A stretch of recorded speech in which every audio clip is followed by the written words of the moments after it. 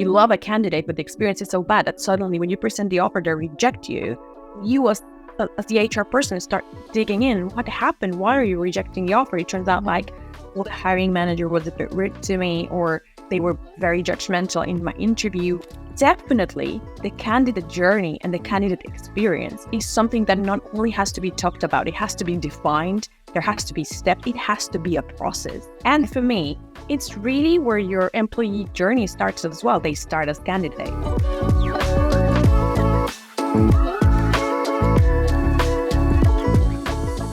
Hello everyone, you're listening to The Recruiting Revolution. For today's episode, we have a special guest joining us all the way from London, United Kingdom. Please welcome Samantha Magadan, the head of people at Double Dutch Drink, bringing with her over a decade of experience in people and culture. Sam is a career coach, speaker, and founder at #1 career coaching firm in Mexico and Latin America, known as Kandidaat with a K. Welcome, Sam. We're delighted to have you on the podcast, and thank you for joining us today. Thank you very much for inviting me. I'm very happy to be participating today. Great. Tell us about your amazing journey so far. Thank you. Yeah, so I think, yes, my journey has been marked for several exciting things. I never saw myself as an entrepreneur. I think that's the first thing that I always tell people. I was studying organizational psychology, which is HR management, basically, but that's the name it has in America. And I always saw myself as a people person, but I also wanted to do something related to business. So this career was literally made for me. It was made for my interests and also for my skills, because I do think that I have an ease to connect with people.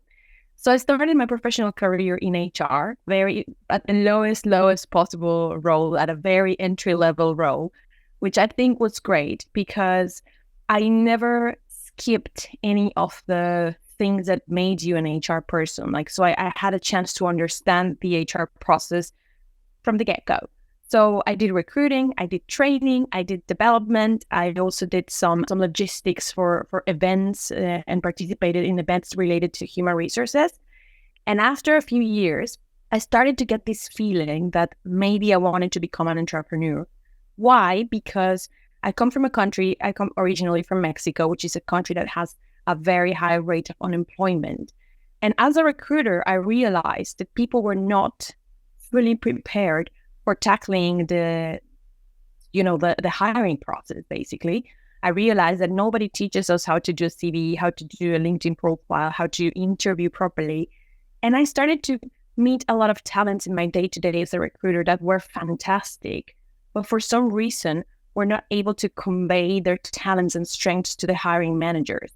So I thought, maybe I can help these people, right? Maybe with my recruiter understanding, maybe with my HR understanding, I can build a sort of model and I can give it to people so they can do better. And that's how Kandidaat started. And it was impressive because I decided to leave my job, my secure pay, my benefits. I decided to leave with only my savings to start a business. But I decided to start right, and it became a boom, as you mentioned. Luckily, it became a huge thing in Mexico and Latin America. And I think Kandidaat will always be part of my career in different instances, in different tenures, but it's always part of who I am as a professional. And then I moved into the UK, and here we are. Yeah, that is so great. Like, the story behind it was amazing, actually. And now I think it has been 7 years since you started Kandidaat, is it? It's 8 years now. Okay, yes, 8 years. Time. I started doing it a little bit before that, but I think 2015 was a year when I actually launched Kandidaat as a brand. Got it. So where does Kandidaat stands now? Like, is it still on the go, or where does you stand there? I paused Kandidaat for a bit when I was looking for a job here in the UK. So I paused it, and some consultants that used to work for me took over, so that they were still working as Kandidaat. And me as a consultant, I paused it because I wanted to get to know the working landscape in the UK. So I decided to pause it for a bit. But right now, I am a moment in my career where I decided to come back because I've discovered in these years in the UK that there's a lot of need to advise people that are looking for jobs and people that are looking to enhance their careers. Because I have now been working in HR for some months, I have realized that people that come to me as candidates, the same as I realized in Mexico. They are not fully prepared.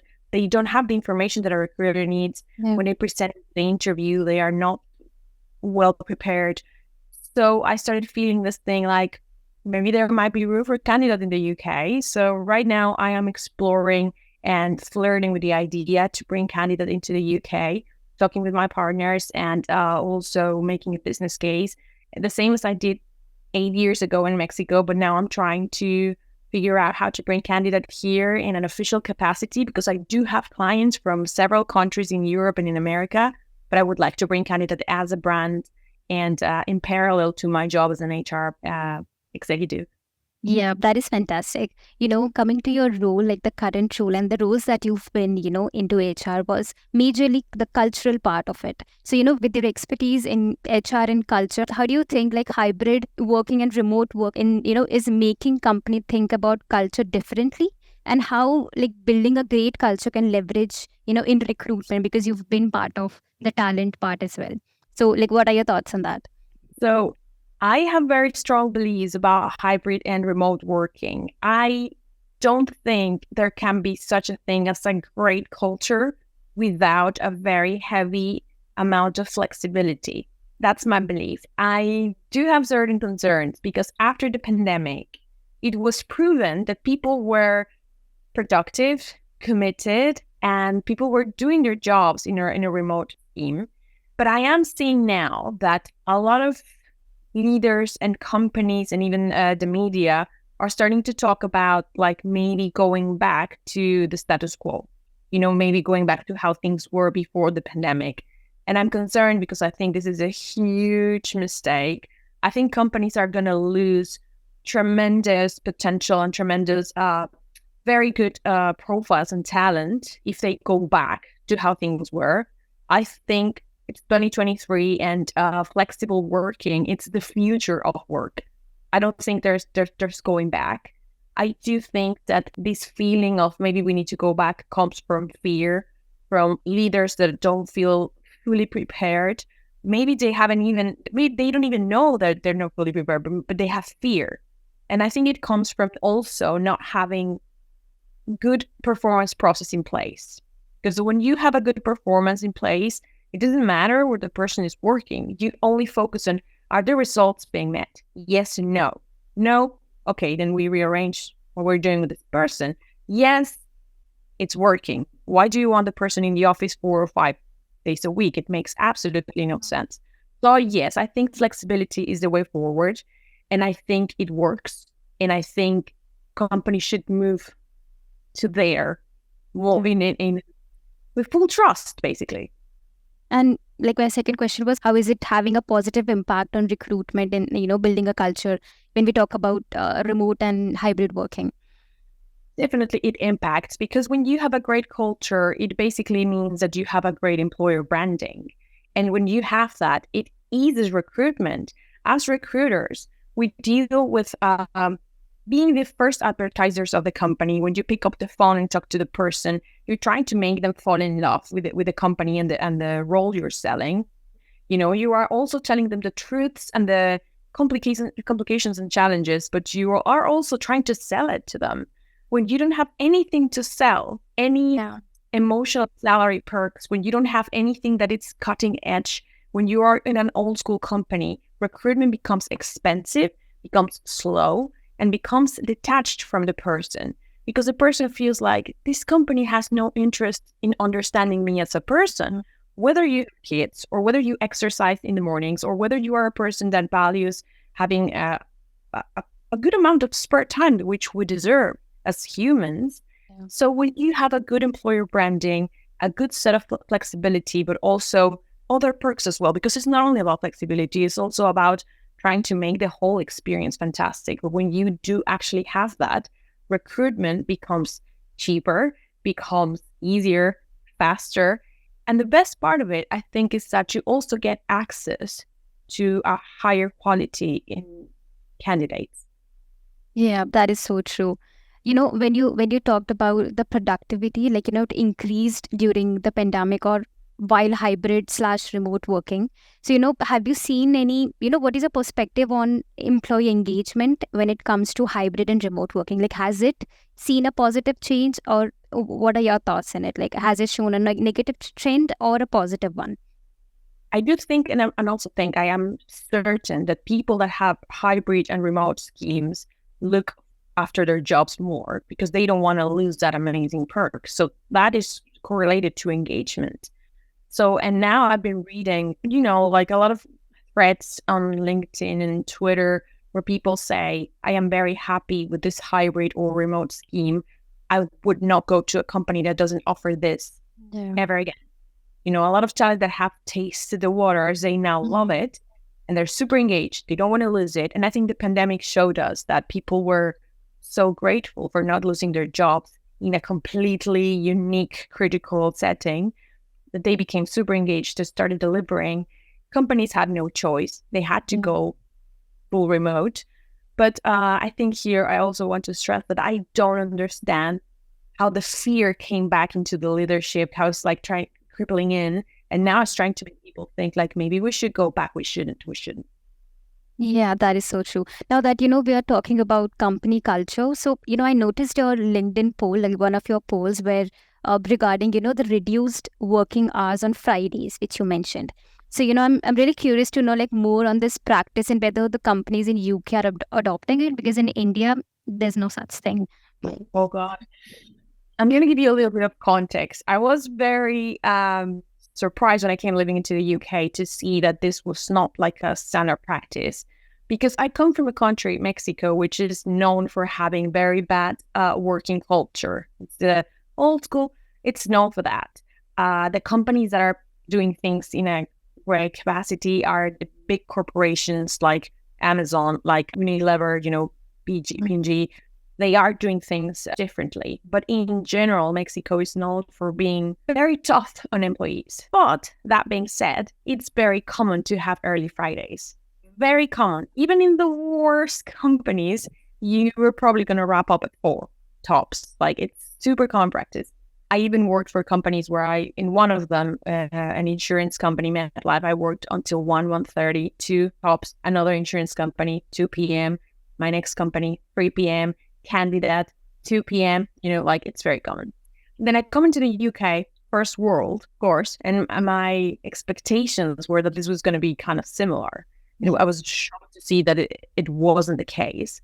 And I was shocked to see as well that the decision makers and people that could change things from the better are also scared about this. They're like, oh my God, like it's quitting or letting go of 8 hours per person, per week, like per month, everything based on the fear of how is it going to impact the business, which I understand. But the reality is that when you reduce hours on Fridays, people are way more focused on the hours they're actually working. They're excited to start their weekend and they can deliver the results in less time. The other reality is that if you don't do it, and that's why I made the poll, people are just looking at a monitor with nothing left to do, because they are not being creative. They're not engaged. They're daydreaming about the weekend already. Being productive. So either way, you're not really getting those hours. You're not really getting. Why not use the opportunity to boost productivity in a shortened scheme, but also make your employees feel like you're giving them a present, because it is a present from the company. You get productivity in return, but the reality is that you are giving something to them. I do suggest these companies to try and pilot maybe, maybe you reduce 2 hours first. And if it works, maybe you go a little bit deeper. But I haven't seen any case in which this doesn't work. Yeah, that is so fantastic, actually. So, also I was curious to know when we're talking about the culture and, the employee experience. So, there is tons of threads and tons of, posts about HR's ghosting candidates or, delayed feedback. So, when discussing about company culture, do you think that candidate experience play a significant role in shaping it, like shaping the culture? Not employee experience, but rather candidate experience? That's a great question. I think there are 2 types of companies. Companies that see candidates as an important input and an important customer is a key, and the companies that see candidates as, one more in the list. And I don't. If you are the first, you are on the winning path, definitely. But I've always tried to see candidates as customers. I even gave a training in my last job, WePlay.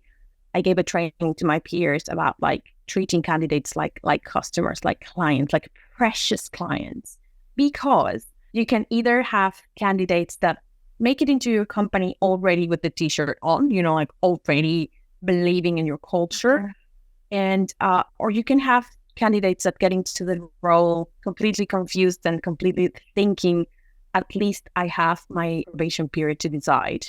That's not necessarily what you want. That's not what you want. You want people to start day one feeling like, this is for me. This is my chance. But what happens with the other people that don't make it? The other people that don't make it are either going to be ambassadors of your brand or are going to be enemies of your brand. Yeah. And these people talk. These people talk a lot. They talk to their families. They talk to their friends. They post on LinkedIn. They go to Glassdoor. Yeah. They put reviews. So definitely the candidate journey and the candidate experience is something that not only has to be talked about, it has to be defined. There has to be steps. It has to be a process. And for me, it's really where your employee journey starts as well. They start as candidates. Yeah. Also, if there's a great candidate, and the experience was not that great for the candidate, but he or she ends up being in the company. So that is also a case where, he or she will not be sure whether to join or not join because of the whole process, actually. Exactly. And all recruiters have gone through that. We've gone through it. You love a candidate, but the experience is so bad that suddenly when you present the offer, they reject you. Yeah. And you as the HR person start digging in. What happened? Why are you rejecting the offer? It turns out the hiring manager was a bit rude to me, or they were very judgmental in my interview, or you start seeing all the gaps and things that happen in your process why people would reject it. But definitely you need to put attention and treat it as another important process within the life cycle, the employee life cycle. Yeah, that is so true. Also, when we talk about building a culture, so for a smaller company, having 10 to 15 employees working, so how can we build a culture in a smaller company rather than having big policies and, big budgets for employee engagement and stuff? So how can a smaller company can build a culture, with less budget or with minimum, having in hand? So yeah. Fantastic. That's a great question. I think you don't need a huge budget to start building your culture. And I said start because there will come a point in which the company has to invest. That's true. But when you're starting, when your company's small, first of all, you don't need to see policies as something that it's only for big corporations or something that it's complicated and difficult. Policies can be as friendly and as accessible as you want them to be.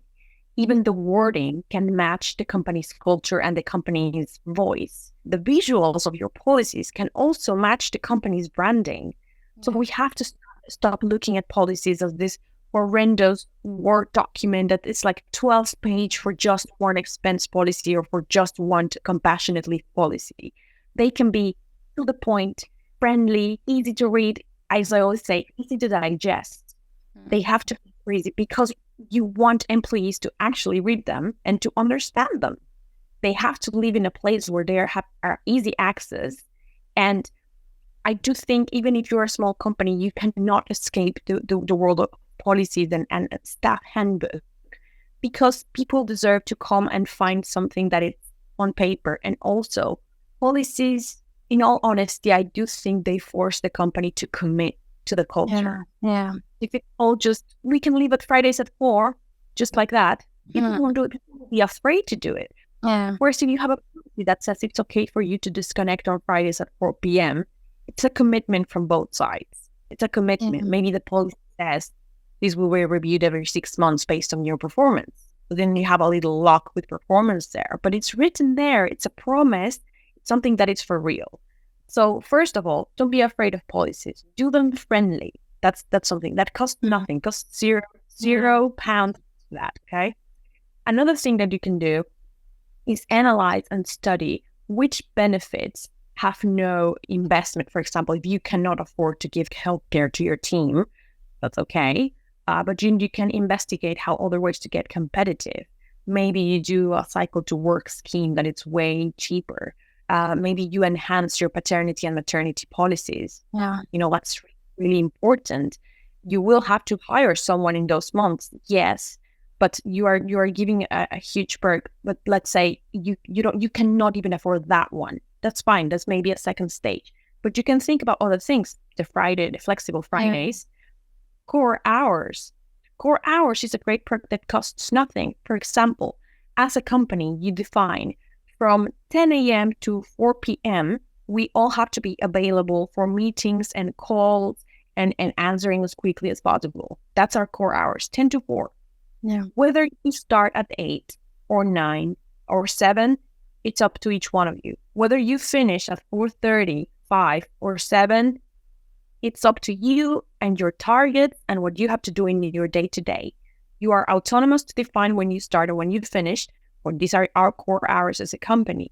Yeah. That plus an early Friday, those are perks that you don't have to pay anything, and you can become more competitive towards other companies recruiting. Yeah, that is so fantastic. Also, like, happiness plays a really important role, and as an employee's experience, happiness is something which is like should be prioritized by leaders. So how can companies effectively utilize happiness as a competitive advantage in their talent acquisition strategies?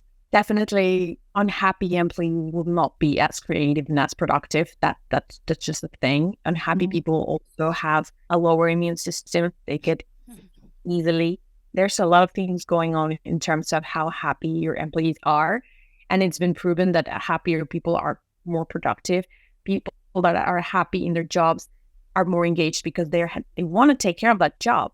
Reality is that happiness in the workplace is correlated, yes, to the benefits and the flexibility and the advantages, but it's a very huge thing on your employees' happiness is the line managing, who the line manager is, which is why companies have to be very careful about how the line managers are actually living companies' values and how they're actually letting the ones below them live the flexibility, the benefits, and the philosophy of the company. What happens sometimes, company advertises something really, really amazing. Managers are not exactly the best sponsors, or they're not championing this. So people are suffering. So people are not happy, people are not productive. The company doesn't understand what's happening. I'm giving flexibility away. I'm giving all these perks. We're nice. We're giving them breakfast on Wednesdays. What's going on? The reality is that your leaders are not allowing the people to connect and to feel engaged. Obviously, that hurts the entire process, which is why people managers around, along with decision makers, founders, CEOs, you name it, they have to be very careful about things existing, but people actually living them. Yeah. So that happiness creates productivity. How does that affect the talent acquisition process? I think when a company is in general unhappy, I think it's easy for a candidate to know this because one, you go to Glassdoor and you can know everything about that there. Yeah. Two, when you speak to people in your interviewing process, I think it's very easy to know when people are not happy. Yeah. There's also people that play very well, but I think that's also important. In reality, this all hurts the talent acquisition process because sometimes I think sometimes bad managers are hurting the culture can also be spotted in the talent acquisition process. Yeah. Not all of them. Some people act very well, but I think it does hurt in the end. Yeah. Like, do you have any example of that? How can candidate identify that? Yes. I'll tell you an example of mine. When I was looking for a job here in the UK, I applied for a company that does a fantastic product. It's a video game. I'm not going to say the name, but it's a video game. And I applied for this company and I was really, really excited because, I like video games. It's a sports video game. I love it. Fantastic. They brought me to the office and the office was amazing. Honestly, one of the best places I've ever been. I saw, wow, I was really, really excited about this opportunity. And then I meet the hiring manager and all my interview was not focused on my abilities and my skills and who I am as a professional. All she was focusing on was how am I handling my personal life as a mom? Like, going to look after your child if you need to be later here in the office? Okay. What's the scheme with the nursery? Like pretty much looking like if my personal life as a mom is going to interfere with my job, which I thought was like very discouraging. So I decided not to participate anymore in that process. And I think that's one example of how bad leadership can, become evident in the interviewing process. Yeah, that is so true. And, I think everyone who had a bad interview can relate with your example, I guess. And, Sam, that concludes our side. So thank you so much for addressing all the questions. Like, we greatly appreciate your participation. And it has been like a pleasure to, speaking with you. Like, thank you so much for joining us. Thank you very much. I really appreciate it. Thank you, Sam.